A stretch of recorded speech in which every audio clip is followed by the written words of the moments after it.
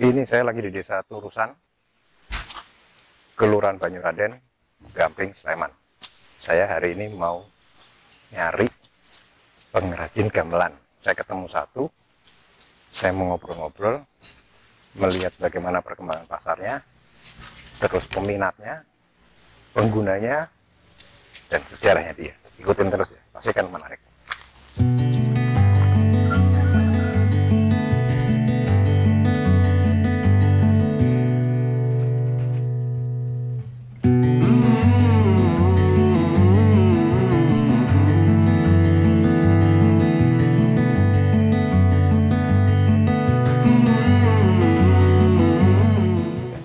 Selamat siang Mas. Selamat siang Mas. Akhirnya bisa bertemu Ye. dengan Mas. Ye. Nama saya Trisuko Asmoro Hadi. Ya. Mas, kemarin tuh kita nyari memang pengrajin gamelan. Iya. Dari Mas. Saya udah nyari, hari ini bisa ketemu. Nah, kita ini pengen belajar Mas. Kayak kok pengrajin gamelan itu belum tentu 1 juta orang ada nemu satu pengrajin dalam satu tim ya. Iya. Nah, ini kalau boleh tahu Mas, ini mulainya kapan Mas? Ya, gini, awal mulai dari usaha ini dulunya itu dimulai dari simbah dulu. Simbah. Dari simbah terus turun ke bapak terus saya. Sebelumnya simbah itu dulu namanya Mbah Cangga itu. Dulunya pertama kalinya. Jadi saya itu generasi keempat. Keempat, oh iya Pak. Iya, saya generasi keempat. Cuma tempatnya selalu berpindah-pindah. Mungkin karena dulunya belum punya tempat atau gimana ya. Yang terakhir saya ada di Sleman sini. Berarti si Mbah Cangga itu tahun berapa? Kalau saya itu sekitar tahun 80-an itu Simbah. Kalau Mbah Cangga saya nggak tahu itu. Mbah Buyut aja nggak tahu saya. Belum pernah Mbah Buyut. 1700 1800. Ya, tapi yang saya alami saya ingat itu Simbah sendiri. Saya masih ingat Simbah itu. Dulu ada di dalam Tejosuman. Pengrajinnya di Taman Sari dulu. Terus bapak baru saya. Saya itu sekitar baru 2009. Soalnya bapak meninggal di 2009, terus saya yang meneruskan sampai sekarang.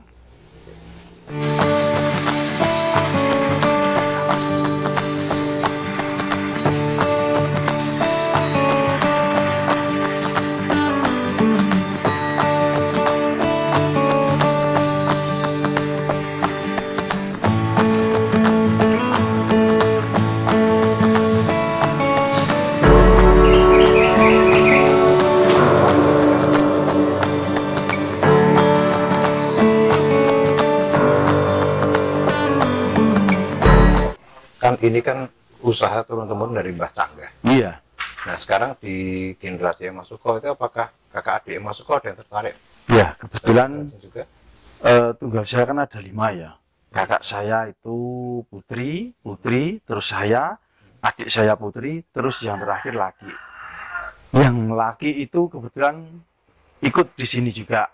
Oh, ikut. Iya, ikut berproses di sini juga. Tapi ya istilahnya bantu gitu ya dalam usaha ini.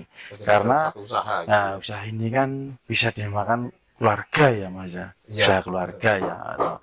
Pengrajin namanya kan, pengrajin, bukan pengusaha. Nah, terus pengrajin. Passionnya apa Mas? Tetap mengerjakan sebagai pengrajin gamelan ini? Saya punya kerentek atau punya komitmen bahwa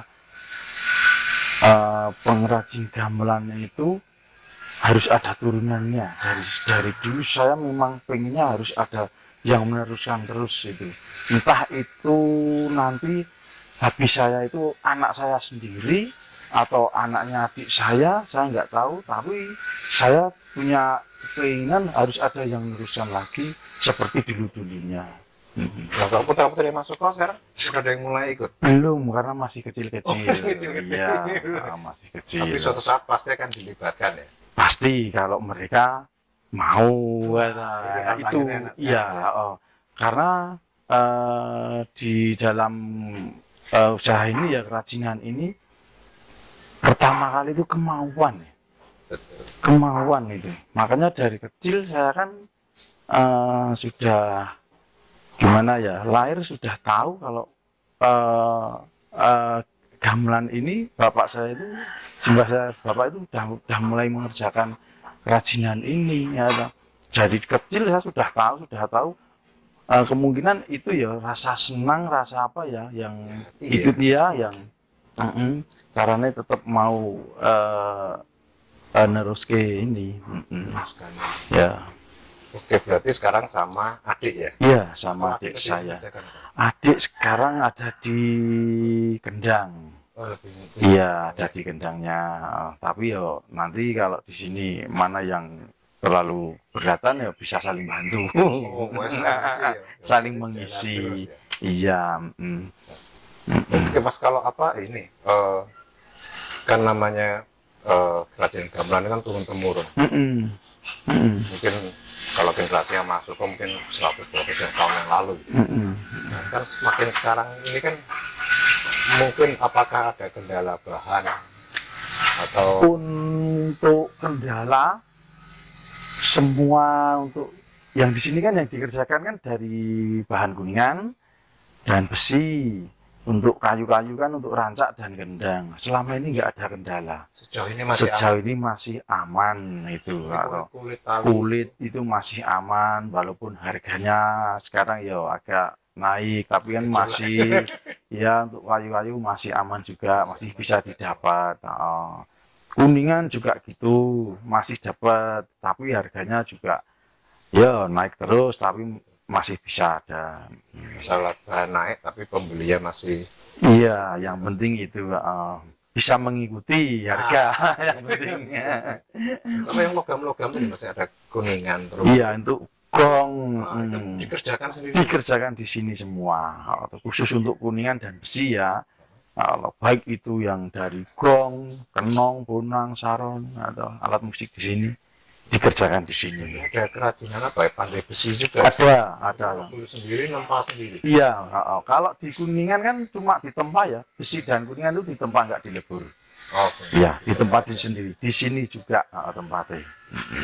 Sebenarnya ya apa ya, lengkap sekali di sini ya. Ya, sebisa mungkin lengkap di sini ya, sebisa mungkin.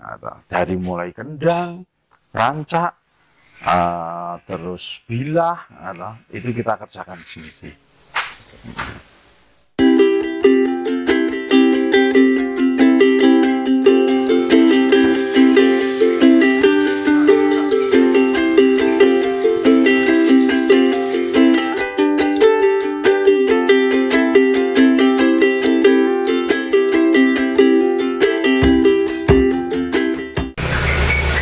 Oke, Mas Joko, kalau di apa istilahnya apa nih, sanggar apa tadi kalau Ini namanya bukan sanggar ya, ya tempat kerja lah gitu lah ya, pengrajin ya. di tempat pengrajin ini sebetulnya kan saya nggak paham itu apa satu set gamelan itu isinya apa aja dan yang dikerjakan di sini itu apa aja. Di sini itu hampir semua alat musik dikerjakan di sini. Semuanya, baik gamelan khususnya. Baik itu gongnya, baik itu bonang, kenong, kendang, tabuh, atau rancak, itu semua dikerjakan di sini. Itu berarti kalau misalnya orang pesan satu set gamelan itu bisa di sini. Bisa. Kita bisa melayani sajetan, juga melayani bijian. Maksudnya itu misal gendang satu atau gong cuma satu, ukuran berapa, itu bisa. Bahkan nggak cuma alat musik Jawa, luar Jawa bisa kita kerjakan juga. Misalnya dari Kalimantan, dari Sulawesi, Sumatera, itu alat musiknya kan macam-macam juga. Kita nanti menyesuaikan untuk nadanya yang di sana. Oh, tapi maksudnya sense alatnya dapat ya? Bentuknya hampir-hampir semua sama, cuma nanti ukurannya yang berbeda. Tapi kalau bentuk-bentuknya hampir-hampir sama itu. Tangga Alat nadanya musik. segala Iya. macam. Nah, untuk nada berbeda. Berbeda ya? Iya, Terus untuk cerita nada. Mas, bedanya apa kalau misalkan luar Jawa? Nah, Jawa itu dukun ya, Mas. Misalnya apa? Di Saya- Sumatera yang sama alatnya dengan yang di Jawa, tapi sana nadanya So- beda. Saya nggak bisa ngomong kayak tentang itu ya, karena apa ya, Mas ya? Nah, Kalau di sini kan sudah ada babok aneh namanya iki itu saya agak lupa. Tadi Arab nerjemahnya susah itu. Tapi tahu, atau udah tahu atau masing-masing Patokan mungkin ya. pulau, masing-masing daerah itu mempunyai ciri khas nada sendiri-sendiri. Tapi saya agak susah untuk Berarti skillnya masuk kok ini langka banget. bisa nada. Jadi seperti ngeliat lagi nyetel apa tadi Mas alatnya itu? itu gender tadi. Gender ya? Ya. Itu saya sih baru lihat itu cara nyetelnya ternyata serumit itu ternyata. Iya, gitu. iya. Seperti itu. Terus ini Mas, apa namanya? Kendala Mas sekarang. Sejauh ini yang dihadapi Mas Suko tuh kendalanya apa aja? Kendalanya untuk saat ini, alhamdulillah tidak ada kendala. Semua lancar. Lancar. Ya, semua lancar. Bahkan ini Mas, apa sampai ke misalkan apa? Yang saya ke pemasarannya segala Pemasaran alhamdulillah juga masih lancar. Untuk pemasaran. Jadi ini ya, calon pengguna pembeli ya, Iya. langsung menghubungi Mas Suko. Iya, Oh, seperti itu. Jadi sistemnya seperti orang Jawa ngalami getok tular. Jadi setiap Mulut ke mulut. dari mulut ke mulut atau nanti kan sistemnya barang atau kualitas yang berbicara gitu loh. Ketika dia beli di sini atau servis atau gimana, Oh, servis juga bisa ya? bisa servis. Nanti kan kok ini garapan mana, ini yang mana lah, dari itu bagian dari pemasaran saya. Oh, gitu. Jadi Iya. tiap pelanggan dibuat puas. Iya, Nanti dia cerita ke iya temannya, temennya keluarganya. atau iya Komunikasi yang efektif ya. komunikasi ya.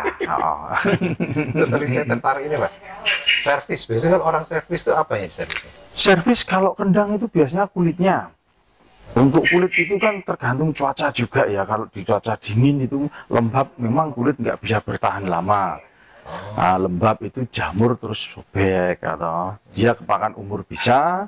Terus daerah lembab, terus pemakaian juga begitu.